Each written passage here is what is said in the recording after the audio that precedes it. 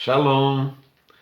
Para quem não me conhece, meu nome é Alex e esse é o meu canal chamado A Segunda Reforma. Nós estamos já no vídeo de número 85, já tratamos de vários assuntos que se referem à reforma da igreja, especialmente do ramo evangélico no Brasil e no mundo. E dentro deste canal nós iniciamos um curso chamado Fundamentos da Fé Cristã Genuína. E essa é a aula número 13 desse curso que iniciamos no mês de agosto, mais precisamente no dia 1º de agosto. Começamos estudando sobre a Bíblia, a Palavra de Deus, com seus 66 livros canônicos, e agora estamos desenvolvendo o nosso curso em cima disso. Começamos pela palavra porque ela é a palavra de Deus, a gente a considera assim. E agora estamos analisando dois assuntos muito importantes, os absolutos e os relativos que nós encontramos na palavra de Deus. Ontem eu ia gravar esse vídeo falando dos absolutos e dos relativos num vídeo só. Mas eu achei melhor dividir em duas aulas, em dois vídeos, porque são assuntos um pouco mais extensos. Então hoje eu quero focar nos absolutos. E antes de falar qualquer coisa, eu quero ler o texto bíblico, no Salmo 119, versos 33 e 34. Lembra aquele salmo que fala todo ele da palavra de Deus? O maior capítulo da Bíblia. Ó Senhor Deus, ensina-me a entender as tuas leis, e eu sempre as seguirei. Dá-me entendimento para que eu possa guardar a tua lei e cumpri-la de todo o coração. Dá-me entendimento para que eu possa cumpri-la, para que eu possa guardar a sua lei. Então, gente, eu quero chamar a sua atenção hoje justamente para isso.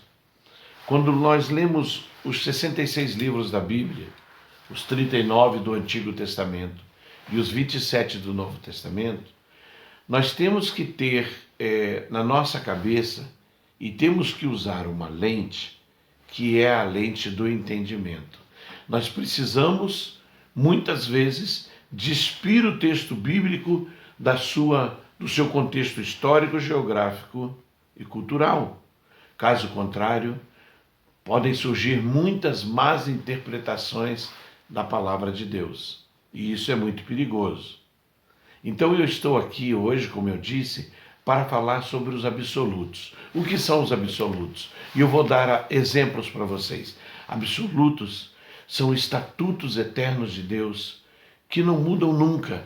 De Gênesis a Apocalipse, enquanto há vida no planeta, desde que a vida foi criada, até o fim dos tempos, esses estatutos nunca mudarão. São os absolutos de Deus. Por exemplo, Gênesis 1:1 trata da criação. Nós, filhos de Deus, cremos que isso é um absoluto. O mundo, o homem, tudo que há no mundo, o universo foi criado por Deus. E isso é um absoluto, é um estatuto imutável. Gênesis 3:21, nós encontramos ali Deus providenciando que um animal inocente fosse morto e o seu sangue derramado para que o pecado de Adão e Eva fosse perdoado. Gente, o sangue acaba sendo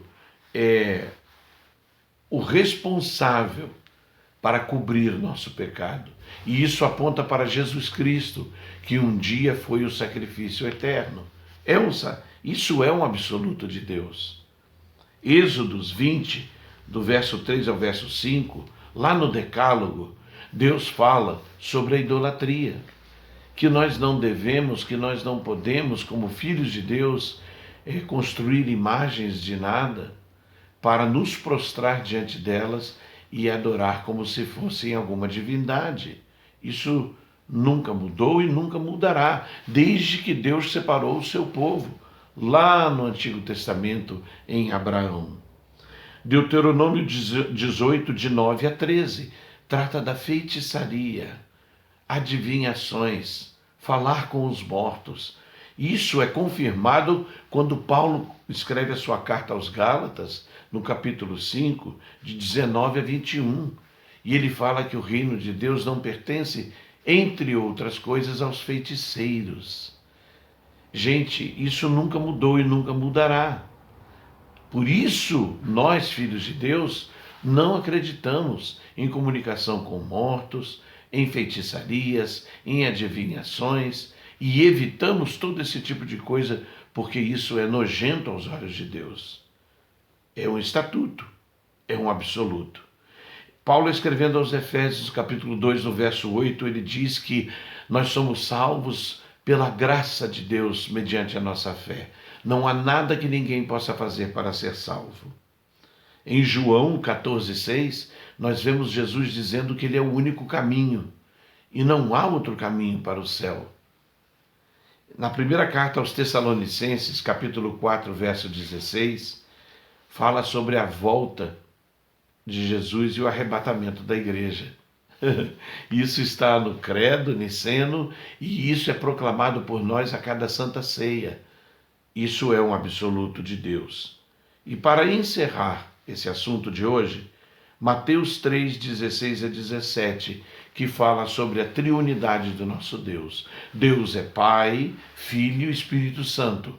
3 pessoas, mas apenas um Deus. E isso é provado pela palavra de Deus, não apenas em uma, mas em várias passagens. Os absolutos de Deus são coisas que nós temos que observar para o resto da nossa vida e pela eternidade. Na próxima aula eu falarei sobre os relativos. Amém? Shalom.